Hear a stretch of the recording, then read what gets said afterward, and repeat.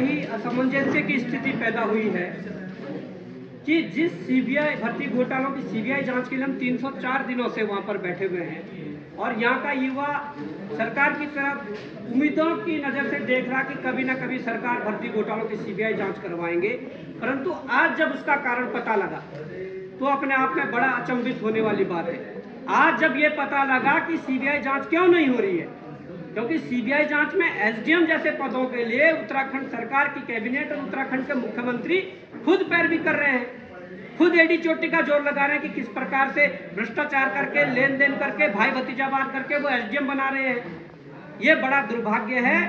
आज तक चाहे चपरासी की नौकरियों की बोली लगी हो, चाहे बाबुओं की नौकरियों की बोली लगी हो, चाहे तमाम ग्राम विकास अधिकारी, इस प्रकार की चीजें हुई हो, प्रदेश के भीतर सबसे बड़ी परीक्षा और उस परीक्षा में सबसे बड़े पद एसडीएम के पदों पर इस प्रकार से नियम विरुद्ध नियुक्तियां होना, ये दर्शाता है कि ये उत्तराखंड प्रदेश भ्रष्टाचार की उस दलदल में फंस चुका है जहां से बाहर निकालना अब बहुत मुश्किल है।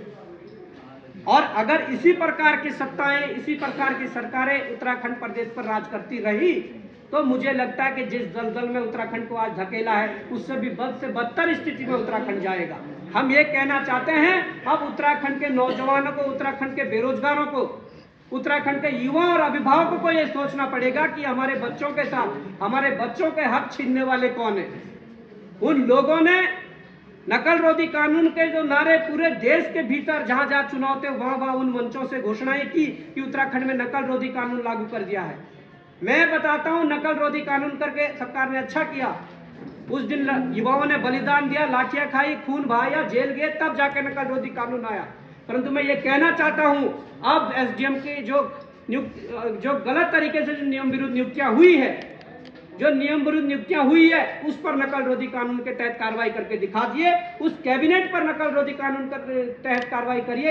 उन मुख्यमंत्रियों पर कैबिनेट, तो उस मुख्यमंत्री पर भी नकल रोधी कानून के तहत कार्रवाई करिए जिन लोगों ने ये कुकृत्य किया है।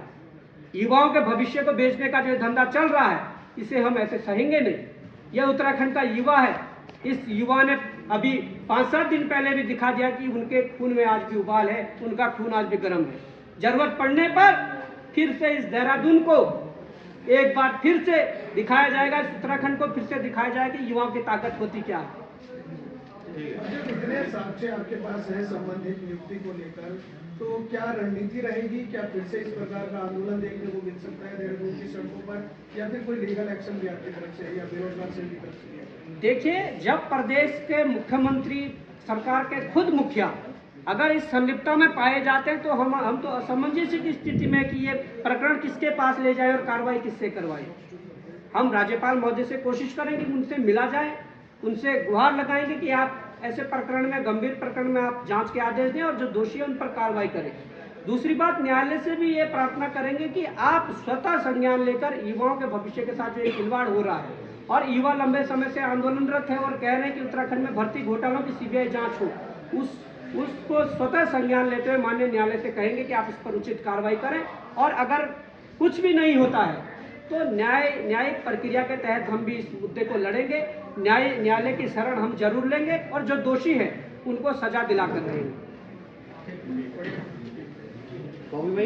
उद्यान विभाग में एक गड़बड़ी पाई गई थी जिसमें बीजेपी के विधायक के भाई का नाम आया था। हाई कोर्ट ने सीबीआई की जांच के आदेश तो दिए थे, परंतु खबरें अब ऐसी हैं कि सरकार सुप्रीम कोर्ट जाने की तैयारी कर रही है और जिस पर विभाग मंत्री से बात करने की कोशिश करी, उन्होंने ऑन कैमरा मना कर दिया बैठ करने से। देखिए, मैं आपके सामने ये कहना चाहता हूँ, प्रकरण विधायक के भाई का हो, विधायक का हो, मुख्यमंत्री का हो, मंत्री का हो, या सरकार के जो कार्यकर्ता है जो भर्ती घोटालों में जो अंदर चले गए थे, या उनकी कमजोर पैरवी का हो, धड़ल्ले से गिरफ्तारियां हुई थी।